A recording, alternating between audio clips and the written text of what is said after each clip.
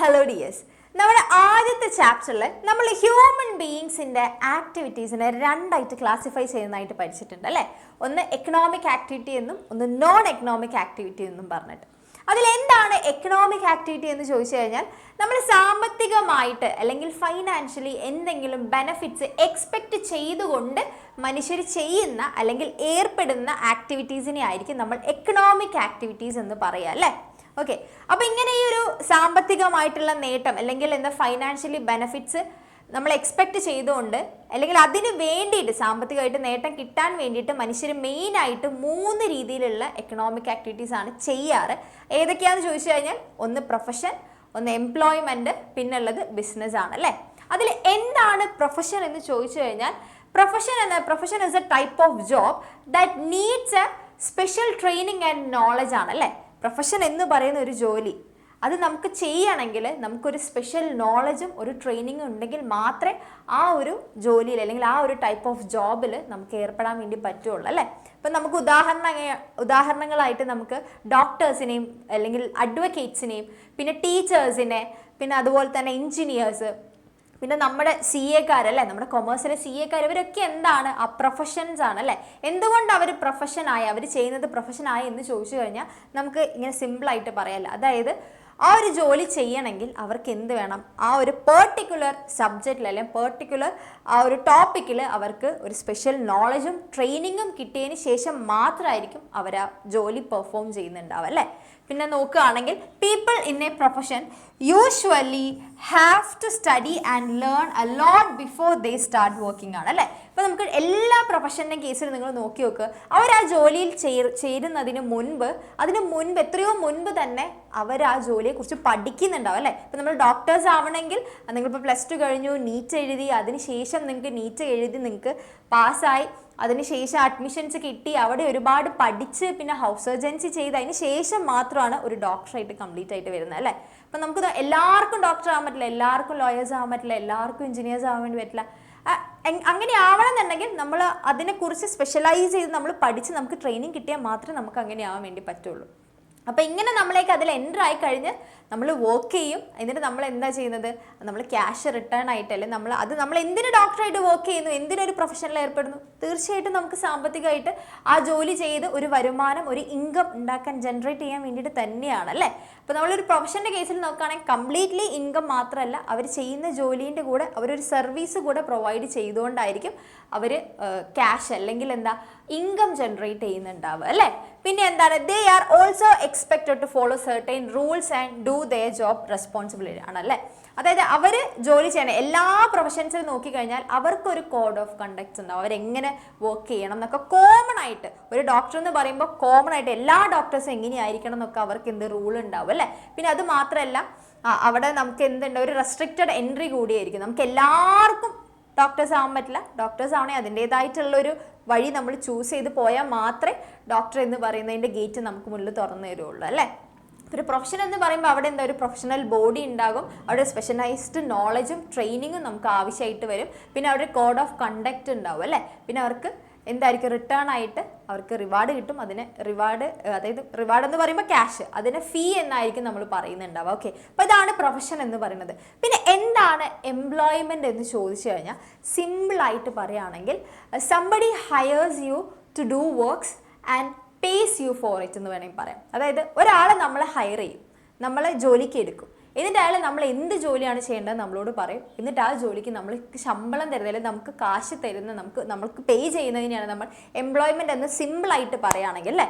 കുറച്ചുകൂടി ഡീറ്റെയിൽ ആയിട്ട് നോക്കുകയാണെങ്കിൽ എന്താ, employment refers to an occupation where a person works for someone else under an agreement or rules of service to earn money അല്ലേ. അല്ലെങ്കിൽ എംപ്ലോയ്മെൻറ്റിൽ ഏർപ്പെടും. അപ്പോൾ അധികം ആൾക്കാരും എന്തായിരിക്കും, ഒരു മെജോറിറ്റി ആൾക്കാരും എംപ്ലോയ്മെൻറ്റിൽ ഏർപ്പെടുന്നവരായിരിക്കും അല്ലേ. ഇപ്പോൾ എല്ലാവരും ഡോക്ടേഴ്സും എഞ്ചിനീയേഴ്സും പോലെ പ്രൊഫഷൻസ് തന്നെ ആവണമെന്നില്ല, എംപ്ലോയ്മെൻ്റ് ആയിരിക്കും അധികം ആൾക്കാരും ചെയ്യുന്നുണ്ടാവുക. അപ്പോൾ എംപ്ലോയ്മെൻറ്റ് എന്ന് പറയുമ്പോൾ എന്താണ്, അവിടെ നമ്മൾ കാശുണ്ടാക്കുക അല്ലെങ്കിൽ എക്കണോമിക് ബെനിഫിറ്റ്സ് പ്രതീക്ഷിച്ചുകൊണ്ട് നമ്മൾ ഒരാളുടെ അണ്ടറിൽ ജോലി ചെയ്യുമായിരിക്കും. അയാൾ പറഞ്ഞിട്ടുള്ള ഒരു കോൺട്രാക്റ്റ് അല്ലെങ്കിൽ അയാൾ പറഞ്ഞിട്ടുള്ള റൂൾസ് ആൻഡ് റെഗുലേഷൻസ് പാലിച്ചുകൊണ്ട് നമ്മൾ ജോലി ചെയ്യുക, എന്നിട്ട് അതിന് തിരിച്ച് സാമ്പത്തികമായിട്ട് നമുക്ക് ലാഭം കിട്ടുന്ന പരിപാടിയാണ് നമ്മൾ എംപ്ലോയ്മെൻറ്റ് എന്ന് പറയുക അല്ലേ. അപ്പോൾ ഈ എംപ്ലോയ്മെൻറ്റിൽ ഒരു എംപ്ലോയറും ഒരു എംപ്ലോയിയും ഉണ്ടായിരിക്കും. എംപ്ലോയർ എന്ന് പറയുമ്പോൾ നമുക്ക് ജോലി തരുന്ന ആളായിരിക്കും നമ്മൾ എംപ്ലോയർ. ഓഫർ ചെയ്യുന്ന ആളെ നമ്മൾ എംപ്ലോയർ എന്നും, ആരാണോ ഓഫർ വാങ്ങി ജോലി ചെയ്യുന്നത് അവരെ നമ്മൾ എംപ്ലോയി എന്നും പറയും കേട്ടോ. ഇപ്പോൾ ഇവിടെ നമുക്ക് സ്പെഷ്യൽ നോളജ് ഒക്കെ വേണമെന്ന് ചോദിച്ചു കഴിഞ്ഞാൽ നമ്മുടെ എംപ്ലോയർ പറയുന്നതിനനുസരിച്ചിട്ടായിരിക്കും നമ്മുടെ ക്വാളിഫിക്കേഷൻസും കാര്യങ്ങളും അപേക്ഷിച്ചിരിക്കും നമുക്ക് വേണ്ട ക്വാളിഫിക്കേഷൻസും കാര്യങ്ങളും. ഇപ്പോൾ ഉദാഹരണത്തിന് നോക്കുകയാണെങ്കിൽ ഞാനിപ്പോൾ ഒരു +2 കഴിഞ്ഞ ഒരാളെയാണ് ഞാൻ ജോലിക്ക് നോക്കുന്നതെന്നുണ്ടെങ്കിൽ ആ +2 ആയിരിക്കും അതിൻ്റെ ക്വാളിഫിക്കേഷൻ വരിക. അപ്പോൾ നമ്മളെ എംപ്ലോയറെയും നമ്മൾ ചെയ്യുന്ന ജോലിനെ അനുസരിച്ചിട്ട് നമ്മുടെ ക്വാളിഫിക്കേഷൻ മാറിക്കൊണ്ടിരിക്കും. പക്ഷേ പ്രൊഫഷൻ്റെ കേസിൽ ഒരു കോൺസ്റ്റൻ്റ് ആയിട്ടുള്ളത് തന്നെയായിരിക്കും ഒരു എഡ്യൂക്കേഷണൽ ക്വാളിഫിക്കേഷൻ എന്ന് പറയുന്നത്. ഓക്കെ, പിന്നെ അവിടെ ഒരു കോൺട്രാക്റ്റോ അല്ലെങ്കിൽ ടേംസ് ആൻഡ് കണ്ടീഷൻസോ ഉണ്ടാവും. ഏതിൽ? എംപ്ലോയ്മെൻറ്റിൻ്റെ കേസിൽ അല്ലേ. അതായത് എംപ്ലോയറും എംപ്ലോയിയും തമ്മിൽ പറഞ്ഞെത്തുന്ന ധാരണേൻ്റെ പുറത്തായിരിക്കും അവർ വർക്ക് കാര്യങ്ങൾ ഏർപ്പെടുക. പക്ഷെ നമ്മൾ പ്രൊഫഷൻ്റെ കേസ് നോക്കുകയാണെങ്കിൽ അവിടെ ഒരു പ്രൊഫഷണൽ ബോഡി പറയുന്ന രീതിയിലായിരിക്കും നമ്മൾ വർക്ക് ചെയ്യുന്നുണ്ടാവും. കോമൺ ആയിട്ടൊരു ഗൈഡ് ലൈൻ തന്നിട്ട് അതിനനുസരിച്ചിട്ടായിരിക്കും നമ്മൾ വർക്ക് ചെയ്യുന്നുണ്ടാവും അല്ലേ. അപ്പോൾ ഇതാണ് എംപ്ലോയ്മെൻറ്റ് എന്ന് പറയുന്നത്. ഇനി ബിസിനസ് എന്ന് പറഞ്ഞാൽ നമുക്കറിയാം അല്ലേ, it's a type of activity where people make, produce അല്ലെങ്കിൽ sell goods and services on a regular basis to earn മണിയാണ് അല്ലേ. അതായത് ബിസിനസ് എന്ന് പറയുന്നത് അതും എന്താണ്, നമ്മൾ സാമ്പത്തിക നേട്ടം പ്രതീക്ഷിച്ചുകൊണ്ട് ആൾക്കാർ ചെയ്യുന്ന പരിപാടിയാണ്. അവിടെ നമ്മൾ എന്താണ് ചെയ്യുന്നത്, അവിടെ ആ ആക്ടിവിറ്റി എങ്ങനെയാണ് ചെയ്യുന്നതെന്ന് വെച്ച് കഴിഞ്ഞാൽ ഒന്നെങ്കിൽ സാധനങ്ങളോ സേവനങ്ങളോ പ്രൊഡ്യൂസ് ചെയ്യുക, അല്ലെങ്കിൽ അതിൻ്റെ എക്സ്ചേഞ്ച്, അല്ലെങ്കിൽ അത് സെല്ല് ചെയ്തുകൊണ്ടായിരിക്കും നമ്മൾ, അതും റെഗുലർ ബേസിസിൽ ഈ കാര്യങ്ങളൊക്കെ ചെയ്തുകൊണ്ടായിരിക്കും നമ്മൾ അവിടുന്ന് കാശുണ്ടാക്കുക അല്ലേ. അപ്പോൾ ഇതിൻ്റെ ഡിഫറൻസ് നിങ്ങൾക്ക് എക്സാമിന് ചോദിക്കാനുള്ള പോസിബിലിറ്റി കൂടുതലാണ്. എക്സാംസിന് ചോദിച്ചു കാണാറുണ്ട് അല്ലേ. അപ്പോൾ എന്താണ് നമ്മൾ ബിസിനസ്സും പ്രൊഫഷനും എംപ്ലോയ്മെൻറ്റും തമ്മിൽ ഒരു കമ്പാരിസൺ സ്റ്റഡി നടത്തി നോക്കിക്കഴിഞ്ഞാൽ ഇന്ന് നോക്കുകയാണെങ്കിൽ എസ്റ്റാബ്ലിഷ്മെൻറ്റ് എങ്ങനെയായിരിക്കും ബിസിനസ് നിലവിൽ വരിക, അത് അതിൻ്റെ ഓണർ അല്ലേ, ആരാണോ ബിസിനസ് തുടങ്ങുന്നത് അയാളുടെ ഡിസിഷൻ അനുസരിച്ചായിരിക്കും ഒരു ബിസിനസ്സിൻ്റെ നിലവിൽ വരിക എന്ന് പറയുന്നത്. പക്ഷെ പ്രൊഫഷൻ്റെ കേസിൽ നോക്കുകയാണെങ്കിൽ അവരുടെ മെമ്പർഷിപ്പ്, ഒരു പ്രൊഫഷണൽ ബോഡിയിൽ മെമ്പർഷിപ്പ് വന്നാൽ മാത്രമാണ് പ്രൊഫഷൻ എന്ന് പറഞ്ഞാൽ നമുക്കൊരു കാര്യം ചൂസ് ചെയ്യാൻ പറ്റുള്ളൂ അല്ലേ. ഇപ്പോൾ മെഡിസിൻ്റെ കേസ് നോക്കിയാൽ ഇപ്പോൾ ഡോക്ടർ ആണെങ്കിൽ നമ്മൾ മെഡിക്കൽ കൗൺസിൽ ഓഫ് ഇന്ത്യേൻ്റെ മെമ്പർഷിപ്പ് വേണം, ലോയർ ആണെങ്കിൽ ബാർ കൗൺസിലിൻ്റെ വേണം. എംപ്ലോയ്മെൻ്റ് ആണെങ്കിൽ നമ്മൾ നേരത്തെ പറഞ്ഞതുപോലെ എംപ്ലോയറും എംപ്ലോയിയും തമ്മിൽ പറഞ്ഞു വരുന്ന ഒരു ടേംസ് ആൻഡ് കണ്ടീഷൻ അല്ലെങ്കിൽ സർവീസ് കോൺട്രാക്ട് അനുസരിച്ചായിരിക്കും. പിന്നെ ബേസിക് മോട്ടീവ് എന്തായിരിക്കും, ബിസിനസ്സിൻ്റെ ബേസിക് മോട്ടീവ് പ്രോഫിറ്റ് ഉണ്ടാക്കാനാണ്. പ്രൊഫഷൻ്റെത് ഞാൻ പറഞ്ഞു പ്രോഫിറ്റ് മാത്രമല്ല, അവർക്ക് ക്യാഷ് ഏൺ ചെയ്യുക മാത്രമല്ല ഒരു സർവീസ് കൂടെ അവർ പ്രൊവൈഡ് ചെയ്യുന്നുണ്ടാവും. എംപ്ലോയ്മെൻ്റ് ആണെങ്കിൽ നമുക്ക് ഇൻകം ഉണ്ടാക്കുക എന്നുള്ളതാണ് കേട്ടോ. പിന്നെ നേച്ചർ ഓഫ് വർക്ക് നോക്കുകയാണെങ്കിൽ ഇവിടെ നമ്മൾ നേരത്തെ പറഞ്ഞ പോലെ ഗുഡ്സ് ആൻഡ് സർവീസസിൻ്റെ പ്രൊഡക്ഷന് എക്സ്ചേഞ്ച് ഒക്കെ ആയിരിക്കും ഇവിടെ ഉണ്ടാവുക. പിന്നെ പ്രൊഫഷനിൽ എക്സ്പേർട്ട് പേഴ്സണലൈസ്ഡ് സർവീസ് ആയിരിക്കും കേട്ടോ, ആളുകളെ അനുസരിച്ചിട്ടുള്ള രീതിയിലുള്ള സർവീസസ് ആയിരിക്കും കൊടുക്കുക. പിന്നെ എംപ്ലോയ്മെൻറ്റിലാണെങ്കിൽ എന്ത് വർക്കാണോ നമ്മളുടെ എംപ്ലോയർ പെർഫോം ചെയ്യാൻ വേണ്ടി പറഞ്ഞത്, perform the work assigned by the employer ആയിരിക്കും കേട്ടോ. പിന്നെ ഉള്ളതെന്ന് പറഞ്ഞാൽ ക്വാളിഫിക്കേഷൻ ആണ്. ക്വാളിഫിക്കേഷൻ നോക്കുകയാണെങ്കിൽ ബിസിനസ്സിന് എന്താണ്, ഒരു ഫോർമൽ ക്വാളിഫിക്കേഷൻ്റെ ആവശ്യമില്ല. ഏത് ക്വാളിഫിക്കേഷനിൽ ഏത് ലെവലിലുള്ളവർക്കാണെങ്കിലും ബിസിനസ് ചെയ്യാം. പ്രൊഫഷൻ ആണെങ്കിൽ ആ പ്രൊഫഷന് പറയുന്ന ക്വാളിഫിക്കേഷൻ നമുക്ക് ഉണ്ടായിരിക്കണം. എംപ്ലോയ്മെൻ്റ് ആണെങ്കിൽ നമ്മുടെ എംപ്ലോയർ പറയുന്ന ക്വാളിഫിക്കേഷൻ ആയിരിക്കും വേണ്ടത്. ഇനി റിവാർഡ് നോക്കുകയാണെങ്കിൽ ഇവിടെ പ്രോഫിറ്റും ഇവിടെ റിവാർഡായിട്ട് കിട്ടുക പ്രൊഫഷണൽ ഫീയും, എംപ്ലോയ്മെൻറ്റിന് ഒന്നെങ്കിൽ സാലറി അല്ലെങ്കിൽ വേജ് ആയിരിക്കും കിട്ടുക. പിന്നെ ഇൻവെസ്റ്റ്മെൻറ്റ് കേസിൽ നോക്കുകയാണെങ്കിൽ ബിസിനസ്സിന് എന്താണ്, ക്യാപിറ്റൽ ആവശ്യമാണ്. ബിസിനസ് തുടങ്ങാൻ ഇൻവെസ്റ്റ്മെൻറ്റ് ആവശ്യമാണ്. അപ്പോൾ നല്ലൊരു ഹ്യൂജ് ക്യാപിറ്റൽ തന്നെ വേണ്ടി വരും. ഈ രണ്ടെണ്ണത്തിനെയും കമ്പയർ ചെയ്ത് വെച്ച് നോക്കുന്ന സമയത്ത്, ഈ രണ്ട് കാര്യങ്ങളെ വെച്ച് കമ്പയർ ചെയ്യുന്ന സമയത്ത് പ്രൊഫഷണലാണെങ്കിൽ ലിമിറ്റഡ് ക്യാപിറ്റൽ മതി. അതായത് നമുക്കിപ്പോൾ പ്രൈവറ്റ് ആയിട്ട് തുടങ്ങാനാണെങ്കിൽ നമുക്കൊരു ക്ലിനിക്ക് കാര്യങ്ങൾ സെറ്റപ്പ് ചെയ്യാൻ അതിനനുസരിച്ചിട്ടുള്ളത് മതി. അല്ല നമ്മൾ ഏതെങ്കിലും ഹോസ്പിറ്റലൊക്കെ ജോലി ചെയ്യണം, നമുക്ക് അങ്ങനെ വലിയ ഇൻവെസ്റ്റ്മെൻറ്റ് ആവശ്യം വരില്ല. അപ്പോൾ അത് നമ്മൾ എന്താണ്, ലിമിറ്റഡ് ക്യാപിറ്റലേ ആവശ്യം വരുള്ളൂ.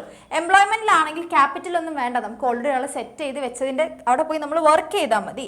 പിന്നെ ആണെങ്കിൽ റിസ്കിൻ്റെ കാര്യം നോക്കുകയാണെങ്കിൽ ബിസിനസ്സിൽ എപ്പോഴും ഹൈ റിസ്ക് ഉണ്ട് അല്ലേ, പോസിബിലിറ്റി ഓഫ് ലോസ് അവിടെ കൂടുതലായിരിക്കും. പ്രൊഫഷനിലും ആണെങ്കിൽ എന്താ, ചെറിയ റിസ്ക് കാര്യങ്ങളുണ്ട്. കാരണം നമ്മളിപ്പോൾ ഒരു ഡോക്ടറായിട്ടൊരു മരുന്ന് മാറി എഴുതി കൊടുത്തു കഴിഞ്ഞാലൊക്കെ എന്താണ് നമ്മളെയാണ് എഫക്റ്റ് ചെയ്യുക.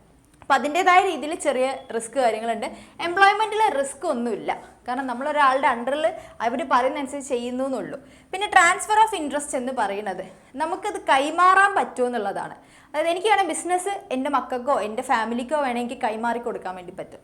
ബിസിനസ്സിൽ അത് പോസിബിൾ ആണ് അല്ലേ, ട്രാൻസ്ഫർ ഓഫ് ഇൻട്രസ്റ്റ് പോസിബിൾ ആണ്. പക്ഷേ പ്രൊഫഷണലിൽ പോസിബിൾ അല്ല. ഞാനിപ്പോൾ ഡോക്ടറാണ്, എനിക്ക് വേണമെങ്കിൽ ഞാനിപ്പോൾ മരിക്കാറാകുമ്പോൾ എനിക്ക് എൻ്റെ മോൻ അന്ന് നാളെ മുതൽ നീ ഡോക്ടർ ആയിക്കോ എന്ന് ഒരിക്കലും പറയാൻ പറ്റില്ല.